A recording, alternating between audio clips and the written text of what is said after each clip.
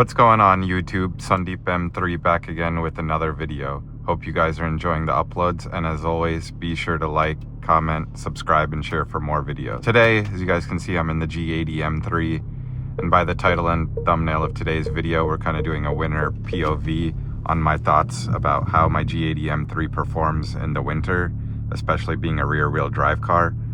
So I know a lot of you guys are considering purchasing the rear-wheel drive version since they are getting into the mid to low 60s for one, compared to xDrive, which is still like in the 70s or so. So I wanted to just give you my thoughts and let you know. So let's head for a little cruise and then we'll talk about it along the way.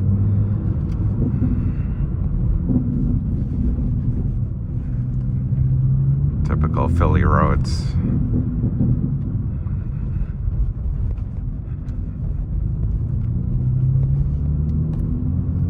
But yeah, the first point I would say is if you're looking to purchase a G80 M3 and you're kind of in between a rear-wheel drive or the xDrive, if your budget and stuff allows you to swing it, definitely get the xDrive. Considering if it's your daily driver too and maybe you're not confident about rear-wheel drive, then definitely do that. Because when you're kind of on the car, it just does slip a little bit if you're on full power, but obviously like that's just the low gas light. Got to fill that up later this weekend. But like I was saying, the rear wheel drive, it'll definitely spin if you're on a cold temperature day and it's just give it some extra power. It's definitely going to lose traction, so that's one thing you got to be careful about. But the xDrive, like let's say if I were to like gas it or launch it from this traffic light, from a green light, it would definitely just hook and book, especially with the right tire and day. But the rear wheel drive, you can't really give it too much power or it's just going to lose traction. So you kind of have to just gradually ease into the power and then more. So once you're in third gear or even fourth, then give it full amount. But I would say that would be one of the things, but today's topic is more so just rear wheel drive exclusive. So the next thing I would say going back is give the power moderately.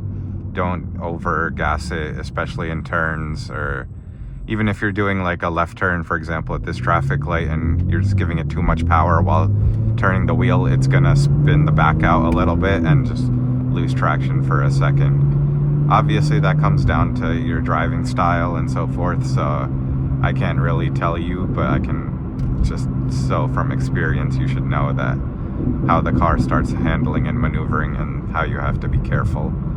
The next thing I would say is the tire setup. So I'm right now on Pirelli P0 tires. They're like about 60% tread left at least. I have another spare set at home too in case you need to swap it over next year. But I don't do too many miles, so they'll probably last for a good amount of time. Make this turn right here.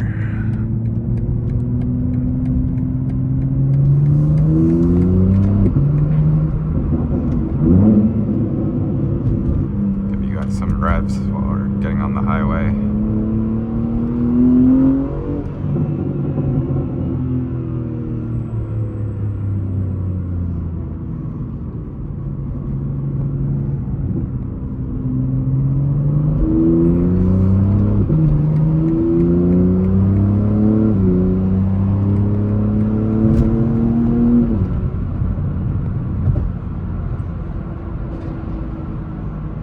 So yeah, like back to what I was saying, the Pirellis, definitely they're a summer tire, and obviously they're not the best compared to Michelin's, but I still do like them really well. I've explained it in my other videos, so go check those out. But the Pirellis are a summer tire, and we're in 20 to 30 degree temperature right now in the tri-state area, and I'm sure wherever you guys live too, it's definitely dropping in temps. So if you're planning to daily this car through the winter and so forth, I would at least get the Continental DWS ones. This car came with it when I bought it used, and I had it last winter. I purchased the car in December, so I got through last winter. Pirellis, they aren't the best for the winter, and definitely go with the Continentals. If you do need to daily drive this car throughout all year long and have a dedicated winter setup, you could even consider just getting some set of winter tires. There are a lot of options for those as well. So even if it's a rear wheel drive, it'll definitely perform well in the winter compared to just having a summer tire. and you'll definitely be able to push the car more to its limits in that sense. The next and last thing I would say is just don't drive in snow at all. Snow on these cars without a winter tire, I would say, is just not drivable. All season isn't going to really help you either. Maybe like an inch, but not anything crazy. And then finally, if you're going to push it through winter or rain, definitely don't try too much rain. Too heavy rains can cause these cars to slip, like I mentioned in my previous video about that. So just a factor of all these things. Rear wheel drive, like I said, by no means is it anything bad, and if I had to do it again, I would still purchase the same thing, and I'm happy with my decision.